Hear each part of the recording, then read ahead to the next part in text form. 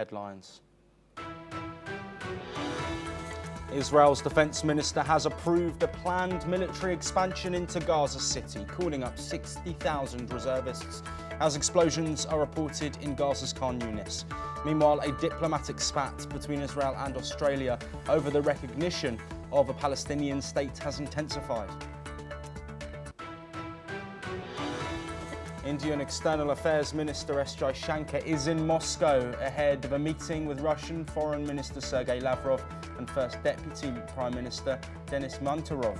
His visit comes days after President Putin briefed Prime Minister Modi on his Alaska meeting with President Trump over the Russia-Ukraine war. Donald Trump has acknowledged that there is a possibility that Russian President Vladimir Putin doesn't want a deal. Meanwhile, Trump rules out US troops being deployed to Ukraine, but eyes aerial support for security as the US and European military planners begin exploring post-conflict securities for Ukraine. This comes as a reported Ukrainian drone attack late on Tuesday night knocked out power in parts of Russian-held Zaporizhzhia.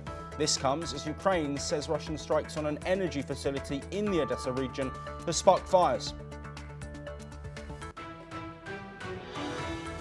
Iranian Foreign Minister Abbas Araghchi says Tehran cannot completely cut relations with the UN nuclear watchdog, IAEA. He stresses that engagement with the agency remains necessary despite tensions over Iran's nuclear program.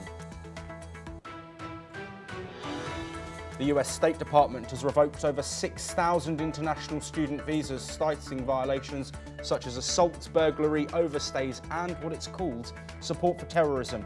Officials did not clarify the latter, but noted that some students protesting in support of Gaza had been targeted. Australian Foreign Minister Penny Wong meets Vietnam's Deputy Prime Minister in Hanoi to co-chair the 7th annual Foreign Ministers meeting.